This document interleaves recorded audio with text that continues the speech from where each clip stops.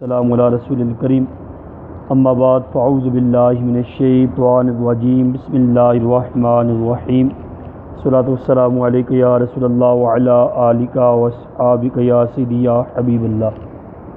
الحمدللہ ہمارا درس فقہ جاری ہے۔ درس فقہ کے اندر مفسدات صلاۃ کا ہمارا ذکر ہو رہا تھا، اس میں سے ایک مفسدات صلاۃ میں سے آخری ایک انشاءاللہ سنتے ہیں، اور اس کے بعد پھر آج ہم مکروہات تحریمیہ کے بارے میں سنیں گے۔ مفسدات صلاۃ میں سے آخری ایک یہ ہے کہ ایک رکن میں 3 بار کھجانے سے نماز فاسد ہو جاتی ہے، یعنی یوں کہ کھجا کر ہاتھ ہٹا لیا، پھر کھجایا، پھر ہٹا لیا، یہ 2 بار ہوا۔ اگر اب تیسری بار اس طرح کیا تو نماز جاتی رہے گی۔ مثال دے رہا ہوں، میں آپ کو سمجھا رہا ہوں۔ دیکھیں، ہاتھ باندھے ہوئے ہیں قیام میں، ایک بار آپ کیا، پھر نیچے کیا، پھر کیا، پھر تیسری بار کریں گے تو نماز ٹوٹ جائے گی، نماز ٹوٹ جائے گی۔ ہاں، جس کو کوئی مسئلہ ہے تو ایک ہی بار، 2-3 جگہ خارش ہے تو ایک بار خارش کرے، دوسری طرف خارش ہو رہی ہے ہاتھ گھما کے ساتھ مس کر کے، دوسرے نیچے خارش ہو رہی ہے یہاں کر لے۔ اب ہاتھ نیچے لے کر آئے گا تو ایک ہی بار شمار ہوگا۔ بدن سے ہاتھ ہٹایا تو کیا ہو جائے گا؟ وہ ایک بار شمار ہو گیا۔ مثال کے طور بعض عادت ہوتی ہے ایسے کھجانے کی، بڑا وہ نازک انداز میں، اب ایک انگلی سے کھجایا، ایک ہٹایا، دوسری بار کیا، تیسری بار کیا، نماز ٹوٹ گئی۔ قیام علیحدہ رکن ہے، رکوع علیحدہ رکن ہے، سجدہ علیحدہ رکن ہے، قعد علیحدہ رکن ہے، قوم علیحدہ رکن ہے۔ کسی رکن بھی 3 بار کھجایا کہ ہر بار کھجانے کے بعد ہاتھ جسم سے دور کر لیا، نماز ٹوٹ جائے گی۔ تو 2 بار تک کی اجازت ہے، تیسری بار نہیں کر سکتے۔ آئیے مکروہات تحریمیہ کے بارے میں سنتے ہیں۔ نماز کے مکروہات تحریمی وہ ہوتے ہیں کہ جن کا ارتکاب کرنے سے نماز مکروہ تحریمی ہو جاتی ہے۔ نمبر 1، داڑھی، بدن یا لباس کے ساتھ کھیلنا۔ بعض کیا داڑھی سے کھیلتے رہتے ہیں بار بار نماز میں، ٹھیک ہے، کبھی سلاتے ہیں، کبھی ایسے کرتے ہیں، بعض لباس سے کھیلتے رہتے ہیں، ٹھیک ہے، بدن سے کھیلتے رہتے ہیں، تو یہ مکروہ تحریمی۔ نمبر 2، کپڑا سمیٹنا، جیسا کہ آج کل ایک رواج بنا ہوا ہے، سجدے میں جاتے ہوئے لوگ کیا کرتے ہیں، پاجامہ وغیرہ آگے یا پیچھے سے اٹھا لیتے ہیں، آگے سے پیچھے سے کیا کرتے ہیں، اٹھا لیتے ہیں، ایسے پکڑ کھینچ کے اوپر کرتے ہیں، پھر سجدے میں جاتے ہیں، ٹھیک ہے، تو یہ مکروہ ہے۔ ہاں، جسم کے ساتھ کپڑا قمیض وغیرہ چپک جائے تو ایک ہاتھ سے جدا کرنے میں حرج نہیں۔ روٹین ہی نہ بنائیں کہ رکوع میں جب جائیں، رکوع سے سجدے میں جائیں تو دونوں ہاتھوں سے پہلے قمیض پکڑ کے صحیح طرح جھاڑیں، پھر سجدے میں جائیں۔ آپ ذرا غور کیجئے گا تو آپ کو محسوس ہوگا کہ اقتداءات ایسی ہے جن کی عادت یہ ہے، ان کی عادت ہی یہ ہے، ٹھیک ہے۔ ہاں، ایک ہاتھ سے حاجت ہو، کپڑا چپک گیا ہے تو ایک ہاتھ سے چھڑانے میں مذائقہ نہیں ہے، عادت ہی بنا لینا کہ اوپر جاتے ہوئے نیچے جاتے ہوئے دونوں کو ہاتھوں کو پکڑنا، پھر جھاڑنا، پھر نیچے جانا، سلوار کو اوپر کھینچنا، پھر سجدے میں جانا، یہ مکروہ ہے، اس طرح عادت نہیں ہونی چاہیے۔ نمبر 3، سدل۔ سدل اصطلاح ہے فقہ کی، اردو میں کہتے ہیں کپڑا لٹکانا، یہ مکروہ تحریمی ہے۔ اس کی مختلف صورتیں ہیں، میں اس کو عرض کرتا ہوں، پہلے پڑھ کے سن لیتے ہیں۔ سر یا کاندھے پر اس طرح سے چادر یا رومال وغیرہ ڈالنا کہ دونوں کنارے لٹکتے ہوں۔ ہاں، اگر ایک کنارہ اور دوسرے کاندھے پر ڈالا اور دوسرا لٹک رہا ہو تو حرج نہیں ہے، ٹھیک ہے۔ مثال کے طور پر صدر ہے، یہ سردیوں میں چادر لپیٹ کے نماز پڑھی جاتی ہے، اس میں بہت سے معاملات حرج والے ہوتے ہیں۔ یہ سال کی چادر ہے یہ، اب یہ جو لٹکایا ہوا ہے یہ مکروہ تحریمی ہے، ایسے لٹکایا تو بھی مکروہ تحریمی ہے، ایک آگے ہے ایک پیچھے، ٹھیک ہے۔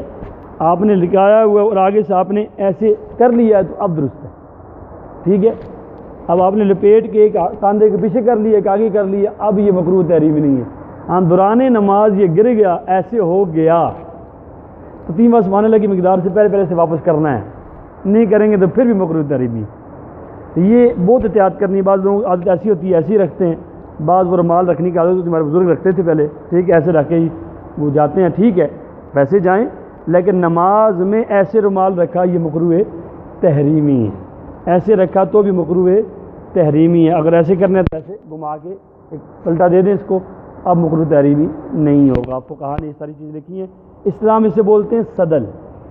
اچھا آج کل بعض لوگ ایک کاندھے پر اس طرح رومال رکھتے ہیں کہ اس کا ایک سرا پیٹ پر لٹک رہا ہوتا ہے، دوسرا پیٹھ پر، جیسے میں نے آپ کو مثال دی ہے، یہ دیکھیں یہ والا ایک پیٹ پر ہے دوسرا پیٹھ پر ہے، اس طرح نماز پڑھنا مکروہ تحریمی ہے۔ اچھا یہ ہو گیا صدر کا مسئلہ۔ نمبر 5، دونوں آستینوں میں سے ایک آستین بھی آدھی کلائی سے زیادہ چڑھی ہوئی ہو تو نماز مکروہ تحریمی ہے۔ اب یہ مسئلے سیکھیں گے نہیں تو مسئلہ کیا ہوتا ہے؟ روٹین تو بنی ہوئی ہے نماز کی، مسئلے نہیں سیکھتے، آزمائش بنتی ہے۔ وضو کیا، بھاگے آئے، امام صاحب رکوع میں چلیں گے، پتہ نہیں رکعت فوت ہوگی تو پتہ نہیں کیا کون سی قیامت آ جائے گی، اور اتنا ہی پریشانی تھی تو پہلے بندہ آ جائے۔ اگر فوت ہوگی تو شریعت نے حکم دیا ہے کہ آپ امام کو رکوع میں پائیں، سکون اور وقار آپ پر طاری ہو، آہستہ سے مسجد میں آئیں، مسجد میں دمک پیدا نہ ہو، مسجد میں دوڑے نہ، رکوع میں مل جائے تو ٹھیک ہے، نہ ملے تو جو فوت ہو جائے بعد میں ادا کر لیں۔ آپ کس نے کہا کہ امام صاحب رکوع میں، اگر آپ رکوع میں نہیں پہنچے کہ نماز فاسد ہو جائے گی، نماز ہوگی نہیں، ٹھیک ہے؟ تو رکعت جو رہ گئی اسے بعد میں کیا کریں، آپ ادا کر لیں۔ اب اس میں ہوتا کیا ہے، وضو کرتے ہوئے بازو اوپر چڑھے ہوئے ہیں، اس وجہ سے اللہ اکبر چل رہے، پانی ٹپک رہا ہے، کوئی پرواہ نہیں، نیچے صاف نہیں کیا، ٹپک رہا ہے، اسی طرح ہاتھ بندھے ہوئے ہیں، آدھی کلائی ہے، آدھی کلائی سے اوپر، یہ دیکھیں یہ اسی طرح چڑھی ہوئی ہیں، ایک دونوں ہاتھوں میں سے ایک کلائی بھی بازو کی آستین جو ہے ایک آدھی کلائی سے اوپر چڑھی ہوئی ہو، نماز مکروہ تحریمی ہوتی تھی۔ ہمارے یہاں تو دونوں ہوتی ہیں، اکثر میں اعلان کرتا ہوں خاص کر یار اگر آپ کے آستینیں اوپر چڑھی ہوں تو نیچے کر کے بٹن لگا لیجئے۔ اس کا مسئلہ یہ ہے کہ نماز مکروہ تحریمی ہوتی ہے، اور ہمارے یہاں تو سمجھانے سے بعض بیچارے وہ پریشان ہو جاتے ہیں، یعنی کون سا نیا مسئلہ بتا رہے ہیں، ہم تو ساری زندگی کی کرتے رہے ہیں، تو ساری زندگی غلط کرتے رہے ہیں، جس نے بھی کیا ہے درست بتانے پر اللہ کا شکر ادا کریں، زندگی میں ہی ہمیں اصلاح کی صورت مل گئی۔ اچھا اسی طرح ایک اور مسئلہ، یہ بھی بڑا عام مسئلہ ہے، نمبر 6، پیشاب، پخانہ یا ریح کی شدت ہو۔ اب کسی کو پیشاب کی شدت ہے، ریح کی شدت ہے، ہوا خارج ہونے کی ایسی کیفیت بنی ہوئی ہے، اگر نماز شروع کرنے سے پہلے یہ شدت ہو تو وقت میں وسعت ہونے کی صورت میں نماز شروع کرنا ہی گناہ ہے۔ اب نماز شروع نہیں کریں گے آپ، پیشاب کی شدت ہے یا ریح کی شدت ہے، آپ بالکل استنجا کر کے فارغ ہو جائیں تاکہ نماز میں جائیں، ٹینشن ادھر نہ جائے۔ اب پیشاب کثرت سے آیا ہوا ہے، چھوٹا بڑا پیشاب، نماز جب بتائیں نا مجھے، وہ اسے نہ وہ تسبیحات سمجھ آ رہی ہوں گی، نہ فاتحہ پتہ نہیں چل رہا کہ رکوع میں فاتحہ پڑھ رہا ہے کہاں پڑھ رہا ہے، اسے تو حاجت توجہ تو چلی گئی ہے نا، تو اب تو خوشو بھی ختم ہو گیا۔ ایسی صورت میں اگر پہلے سے مسئلہ آیا ہے تو نماز شروع کرنا ہی گناہ ہے۔ نماز کے دوران اگر ایسی کیفیت پیدا ہو گئی ہے تو وقت میں گنجائش ہو، اور حکم کیا ہے کہ اب نماز توڑنا واجب ہے، مثال کو ابھی عصر کا وقت ہے، اچھا خاصا وقت ہے، وقت میں گنجائش ہے، توڑ کے دوبارہ پڑھے تو وقت تو بہت ہے اس کے پاس، اب توڑنا واجب ہے، ریح کی شدت ہے، پیشاب چھوٹے بڑے پیشاب کی شدت ہے، اب نماز توڑے یہ واجب ہے، نہیں توڑے گا اسی حالت میں پڑھ لے گا تو گناہ گار ہو۔ اور ہمارے یہاں ہوتا کیا ہے، وہ یہ ہوتا ہے ہم شرماتے ہیں، جو لوگ کیا کہیں گے جی نماز میں وضو ٹوٹ گیا، وہ بھائی انسان ہے، طبیعت ہے، یہ تو سب کے ساتھ لگا ہے، کسی ایک کے ساتھ تو ہے نہیں ہے، یہ تو مسئلہ کسی عارضہ کسی کے ساتھ بھی ہو سکتا ہے، نہ کسی کو مذاق اڑانا چاہیے نہ کسی پر ہنسنا چاہیے۔ اور بل علماء نے فرمایا نماز کے دوران بھی اگر کسی کا وضو ٹوٹ جائے تو فوراً نماز چھوڑ دے، آگے نہ جائے۔ اگر اس نے آگے وضو ٹوٹا ہوا نماز میں قائم رکھی نماز اور اس نے استضاء کیا، یعنی نماز کو ہلکا جانا، استخفاف کیا، ہلکا جانا، فرمایا یہ بندہ کافر ہو جائے گا، کفر ہے، اس نے نماز کی تعظیم سمجھی ہی نہیں ہے، توڑ دے، ختم ہو جائے، پیچھے چلا جائے۔ طریقہ کار جماعت میں وضو ٹوٹ جاتے واپس آنے کا طریقہ کار کیا ہے؟ پہلی تو حکم یہ ہے کہ آپ نے ہاتھ پہ منہ پہ نہ کر ہاتھ رکھے، ایسے کرتے ہوئے آپ نکل جائیں ایک طرف کونے سے آپ باہر نکل جائیں۔ کیوں بھائی؟ گزر سکتے ہیں کیونکہ امام کا سترہ مقتدی کا سترہ ہے، میرے آگے سترہ رکھا ہوا ہے، آپ کے آگے سے 10 بندے گزر جائیں تو نماز میں خلل نہیں آئے، گزرنا نہیں چاہیے، الگ بات ہے، لیکن یہاں مسئلہ ہے گزر جائیں گے کوئی گناہ گار نہیں ہے، کیونکہ میرا سترہ آپ کا سترہ ہے، امام کا سترہ مقتدی کا سترہ ہوتا ہے، یہ مسئلہ ذہن میں رکھیے گا۔ تو اب دوسری بات، ہاتھ منہ پہ رکھیں، اب جو پیچھے کھڑے ہیں وہ یہ سمجھ رہے ہیں اسے نکسیر آ گئی ہے، اسے کیا آ گئی ہے؟ نکسیر آ گئی ہے، وہ ہاتھ رکھے اور نکل جائے، اور کونے سے جا کے باہر نکلے، اور نکل کر جو اس کے پاس سے گزرتا ہے وہ بھی سرک جائے تاکہ یہ بندہ آسانی سے باہر صفوں سے باہر چلا جائے، اور جا کے وضو کرے اور وضو کر کے واپس آ کے نماز میں شریک ہو۔ جہاں سے نماز چل رہی تھی وہاں سے شریک ہو جائے، جو رہے گی دوبارہ پڑھ لے۔ یہ مسئلہ ذہن میں رکھے گا، یہ بات لوگوں کو پتہ نہیں ہوتا، اور بعض بیچارے وہ شرمی مارے جاتے ہیں، اور یہ شرم دین سیکھنے میں شرم کرتے ہیں، باقی کسی کام میں شرم نہیں کرتے۔ فلم دیکھتے ہوئے کوئی شرم نہیں کرتا، ڈرامہ دیکھتے ہوئے کوئی شرم نہیں کرتا، سب کیبل لگی ہوئی ہے، سب معاملہ چل رہے ہیں، لیکن دین پوچھنے میں سیکھنے میں شرم آتی ہے۔ جہاں شرم کرنی چاہیے وہاں کرنی چاہیے، جہاں سیکھنا چاہیے وہاں شرم نہیں۔ ماں کی گود سے لے کر قبر تک علم سیکھنا ہے۔ علماء فرماتے ہیں، بزرگان دین فرماتے ہیں، سرکار دو عالم صلی اللہ علیہ وسلم کی بارگاہ میں ایک صحابی کا وقت برابر تھا، اور اسرائیل علیہ السلام آگے، حضور اس کا وقت برابر، ابھی میں اس کی روح قبض کروں گا۔ حضور نے اسے بتا دیا، عرض کیا یا رسول اللہ مجھے کوئی ایسا عمل بتائے نا جس کو میں کرنے لگوں سب سے پسندیدہ، سب سے زیادہ عظمت والا عمل ہو، میں کرتا کرتا دنیا سے چلا جاؤں۔ حضور نے فرمایا دین سیکھنا شروع کر دو۔ کیا کرو؟ دین سیکھنے میں لگ جاؤ۔ اطلب العلم، علم سیکھتے سیکھتے۔ اب ذرا غور کرو، علماء نے لکھا اس بات پہ، اس حدیث پر فرمایا اگر اس سے بھی افضل کوئی عمل ہوتا تو حضور اس کو وہی فرماتے۔ تو دین سیکھتے سیکھتے موت آ جائے، اس سے بڑھ کر اور کیا ہے؟ دین سیکھتے سیکھتے۔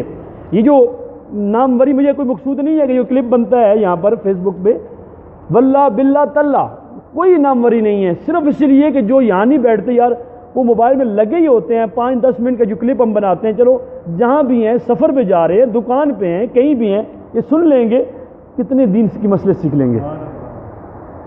10 بندے سنتے ہیں، 20 سنتے ہیں، 200 سنتے ہیں، 400 سنتے ہیں، 500 سنتے ہیں، تو 5-7 منٹ کا جو کلپ ہوتا ہے تو 5-7 منٹ میں کتنی علم کی باتیں سیکھ لیتے ہیں، یار ان کا فائدہ ہو جائے گا۔ نہیں تو ہونا نہیں چاہوں نا یار، جو آتا ہے اسی کی جو نہ آئے تو نہ آئے، لیکن نہیں، کیا کرنا ہے؟ ہمارے ذریعے کسی کی اصلاح ہو جائے، خدا کی قسم دنیا و معافیت سے بہتر ہے۔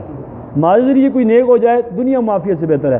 ہمارے ذریعے کوئی نیک بن جائے، نمازی بن جائے، اس سے بڑھ کر اور نیک عمل ہے ہی کیا؟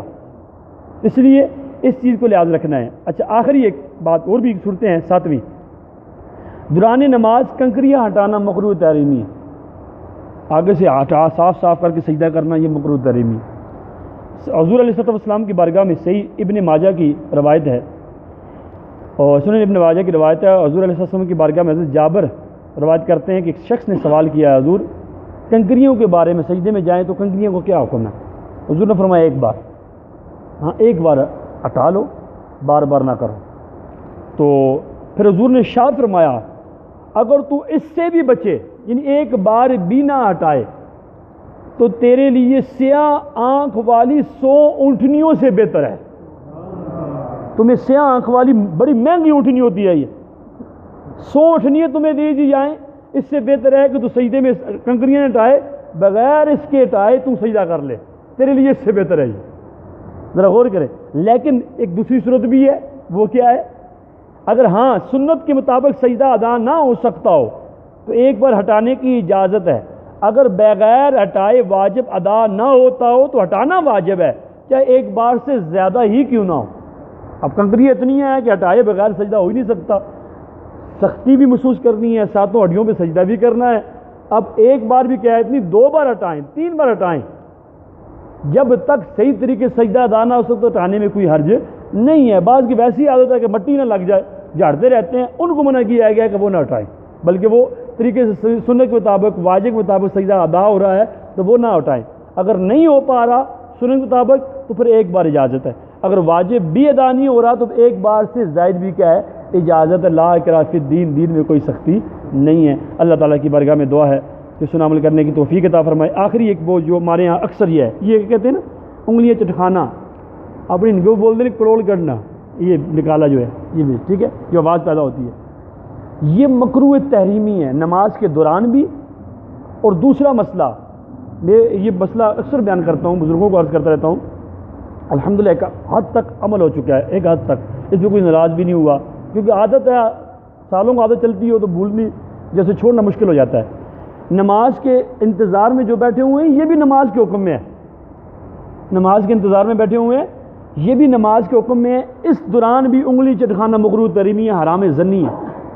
ابھی نماز شروع نہیں ہوئی، امام صاحب آ رہے ہیں، 5 منٹ بیٹھے ہوئے ہیں، سنتے پڑھ کے آپ بیٹھے ہوئے ہیں، امام صاحب آ کے بیٹھے ہیں، وقت ہو تو نماز شروع کرے، یہ بھی نماز کے حکم میں ہے۔ اس وقت بھی انگلی چٹکانا ایک اور کام ہے، اسے بولتے ہیں اشتباہ، یہ دیکھیں تشبیک بولتے ہیں اس کو، یہ انگلیوں میں انگلیاں ڈال کے بیٹھتے ہیں ہم لوگ یہاں پر انتظار کر رہے ہیں جماعت شروع ہوگی، یہ بھی مکروہ تحریمی ہے۔ نماز کے دوران بھی، نماز کے انتظار میں بھی ایسے بیٹھنا مکروہ تحریمی ہے، حرام ظنی ہے، گناہ ہے۔ آپ ایسے کر کے بیٹھ جائیں، آپ ایسے بیٹھ جائیں، آپ ایسے ہاتھ کھول کے بیٹھ جائیں۔ اور ایک مسئلہ اور عرض کرتا چلوں، جب ہم نماز کے انتظار میں ہوتے ہیں تو وہ ماشاءاللہ وہ اچھی نیت ہے، ان کی نیت اچھی ہوگی جو سلام کرتے ہیں، تو سلام اس وقت آداب سلام میں سے یہ ہے جب نمازی نماز کے انتظار میں سلام نہیں کیا جائے، اس وقت خاموشی سے آئیں، بیٹھ جائیں، اونچی آواز سے سلام کر السلام علیکم سلام کرتے ہیں۔ وہ بعض بیچارے جواب دیتے ہیں، بعض نہیں دیتے، جو نہیں دیتے خاص کر میرے سمیت نہیں دیتے، ان کو مسئلہ معلوم ہے، تو ہو سکتا ہے سلام کرنے والے کے دل میں بات آئے، پتہ نہیں شاہ صاحب مغرور ہو گئے ہیں، شاہ صاحب پتہ نہیں کیا ہو گیا ہے، یا مقتدی جو اسلام کا جواب نہیں دے رہے مغرور ہیں، پتہ نہیں اپنے آپ کو کیا سمجھتے ہیں۔ انہیں بھی یہ مسئلہ بتایا جائے، پیار سے بتایا جائے، اس وقت میں سلام کے آداب نہیں ہے، اس وقت حکم ہے خاموشی سے بیٹھے، انتظار کریں، جو آنے والا ہے وہ آئے، پہلی صف میں جگہ ہو تو پہلی صف میں بیٹھ جائے، دوسری جگہ میں جگہ دوسری جگہ بیٹھ جائے، اور نماز کا انتظار کرے۔ تو یہ انتظار بھی نماز کے حکم میں ہے، اس لیے اس وقت سلام نہیں کیا جائے گا، جو سلام کرتا ہے پھر جواب نہ دیں، آپ خاموش رہیں اور پیار سے اسے مسئلہ بتا دیں۔ اللہ کی بارگاہ میں دعا ہے جس نے عمل کرنے کی توفیق عطا فرمائے۔